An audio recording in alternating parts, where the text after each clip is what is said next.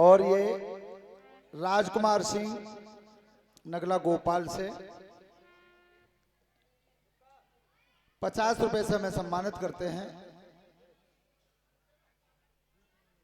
ये बहुत अच्छे होली के महीने पर भजन के गायक भी बहुत अच्छे हैं। धन्यवाद, परमात्मा सुख समृद्धि देता रहे।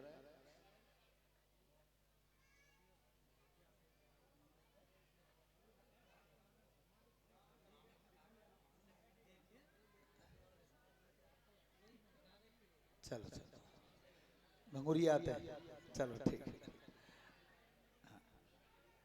रिश्तेदारी हुई में कोई? ठीक ठीक, अच्छा अच्छा अच्छा अच्छा, ससुराल वालों लेके आयो गंगुरी आते हैं। धन्यवाद, बैठ। ध्यान रखना उस समय बेटा, आप बात करना बंद कर दो, बहुत देर रहेगी बात, ठीक है? एक बात ध्यान से सुने, बहुत अच्छी शिक्षा की बात है यहाँ पर, क्योंकि इस समाज में जो सास बनी बैठी है, बहू बैठी है, जो बहुएं बहू बैठी है। मोह दिखरामनी में क्या दिया था कौशल्या ने?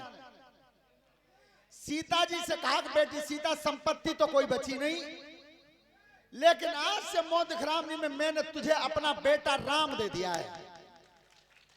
कितनी अच्छी बात थी। और आज समय बदल गया, सास में और बहू में ने झगड़ो है जावे तो बहू सास से कह रही है कि डुगरिया में आदमी कमाई खाते था तो भौं मार रही है।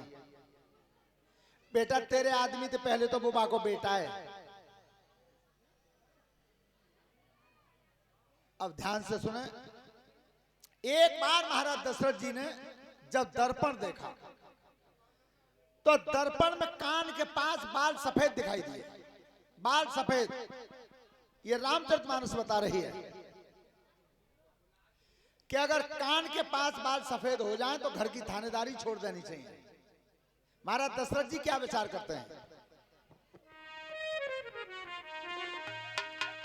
बरसों तक राज काज देखा, बरसों महलों में मगन रहा, बरसों महलों में मगन रहा, बरसों युद्ध स्थल में गरजा और बरसों भजन में लगन रहा।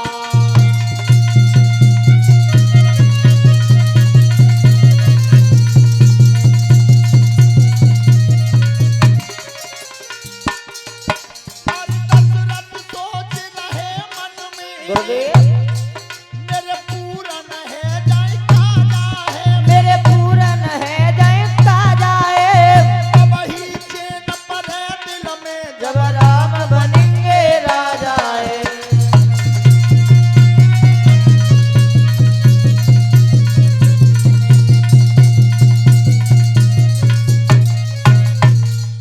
ध्यान रखना, महाराज दशरथ जी विचार करते हैं कि अब राम का राज तिलक हो जाना चाहिए।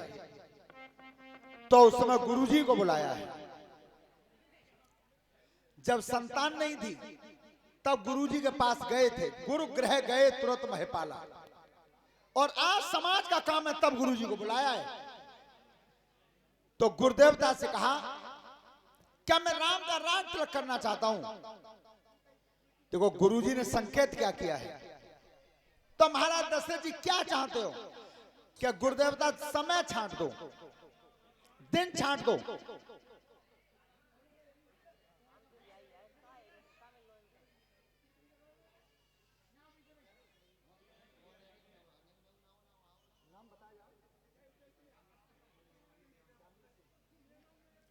और श्रीमान अच्छा श्यामवीर सिंह जी की तरफ से 100 रुपए से हमें सम्मानित किया व्यासपीठ के माध्यम से।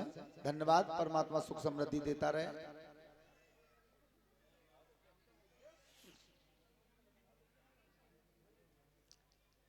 तो गुरुजी से यह पूछा कि दिन छांट दो समय, मैं राम का राज तिलक करना चाहता हूं। तो गुरु वशिष्ठ ने क्या कहा है कि महाराज दशरथ, जिस समय, जिस घड़ी में, जिस मुहूर्त में, जिस दिन में तुम राम के ऊपर मुकुट रख दो वही सबसे ज्यादा उत्तम है। छांटने की जरूरत नहीं है। तो ये कथा संकेत करती है कि शुभ कर्म अपने में स्वयं शुभ होता है, उसे छांटने की आवश्यकता नहीं होती। पर आज उल्टा हो रहा है, अच्छा कर्म हो बस छटवा में जा रहे हैं, बार बार, एक बार नहीं 1000 बेर देखियो हमारी यज्ञ बन नहीं है, कहना है कथा करवाओ चाहते सुबह है, कहना है तो जाए तो तुम बार बार छटवा रहे हो। काऊ दिन रात में गए हो, काऊ की भैंसिया खोले बताओ दिन छटवा ले है। विचार करो, अच्छे कर्म को छटवाते हैं तो शुभ कर्म अपने में स्वयं शुभ होता है, उसे छांटने की जरूरत नहीं होती। श्रोता बंधु, उस समय राम के रात तक की तैयारी हुई। हाट बाट घर गली अथाई कहें परस्पर लोग, अयोध्या को सजाया गया। और जिस समय भगवान श्री राम को पता चला है कि अयोध्या सजाई गई है, तो उन्होंने जाकर के सबसे पहले केकई से पूछा है। एक बात और ध्यान से सुनना, सबसे ज्यादा भगवान राम के ऊपर अगर कोई प्यार करता था तो वो केकई करती थी। केकई सबसे ज्यादा प्यार करती थी। और दशरथ जैसे सम्राट की केकई सेनापति थी, इतनी बड़ी योग्य थी। तो केकई से पूछा भगवान राम ने, ये नगर सजाया क्यों जा रहा है? केकई ने, बेटा तुम्हारा राज तिलक होगा, राम तुम राजा बनाए जाओगे। तो ये हमारे परम आदरणीय जो पूरे विश्व में पहले नंबर के कवि हैं इस समय, कुमार विश्वासी, उन्होंने अपनी राम कथा में संकेत किया है कि केकई ने भगवान राम से कहा क्या है, बेटा तुम्हारा राज तिलक होगा। तो भगवान राम कहते हैं, भैया मेरी राज तिलक की तैयारी कर रहे हो और मेरे सीना में दर्द हो रहा है, सीना में। और इस बात को ध्यान से सुन लेना, जब भक्तों पर कष्ट आता है तो भगवान के सीने ही में दर्द होता है। तो बेटा कौ वैद्य बुला के इलाज करवा लो। भैया ना, मेरी बीमारी की दवाई केवल तुम्हारे पास है, तो जल्दी बताओ। तो केकई को भगवान राम अकेले में ले गए और तब कही, भैया बता तो दूंगा लेकिन मेरे सिर पे हाथ रख के किस्म खा जाओ, दवाई दे दोगी और काउ तो कोई ना। विचार करना, आज केकई नहीं समझ पाई। तो केकई ने दोनों हाथ रख दिए भगवान राम के ऊपर और तब भगवान राम कहते हैं अकेले में क्या, कि 14 बरस बनी भिजवाई दे,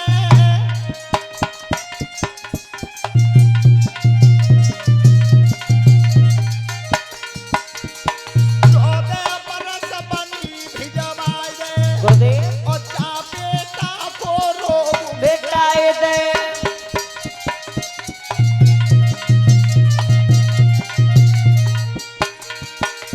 सोना दुनिया देगी बुराई, और क्यों न मरी के कैसी माई,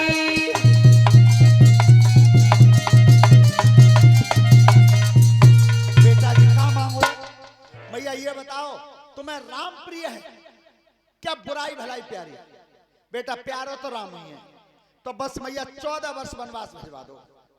केकई कोप भवन में चली गई हैं। कोप भवन में आपने देखा भी होगा जो रामायण आई थी, कोप भवन में जिस समय केकई गई थी तो क्या हालत से गई थी। यहां पर लिखा है गोस्वामी जी ने, मैंने उस दिन बताया था एकपति महाराज जी कि नौजवान बालक सब ध्यान से सुने, जिनके ब्याह ना भय, देसाई जी आवाज आ रही है? आ रही है। जिनकी शादी ना है भाई, बेटा बे ध्यान से सुनियो सुधीर बाबू, क्या तो है वो जो शादीशुदा तुम्हें रास्ता में कहूं मिले और वे छाती ठोक के जी कहें क्या मैं पाई घर बाई इतना डरपत, बिल्कुल झूठ, सफेद झूठ बोल रहा है वो। अंतर कितनो है? अंतर इतनो है कि चतुरा जो होते हैं काऊ की चौखट के भीतर है, काऊ की चौखट के, इतना अंतर है। क्यों? क्या सूर्यवंशी सम्राट महाराज दशरथ कितने बड़े राजा थे, और उनके लिए लिखा गोस्वामी जी ने कि कोप भवन सुनी सकुचे नाऊ,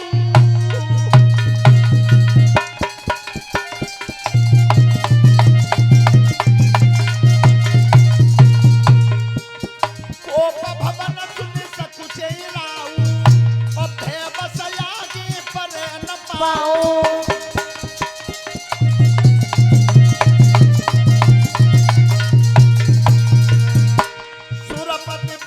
बाहुबल जाके रहे सकल नरपत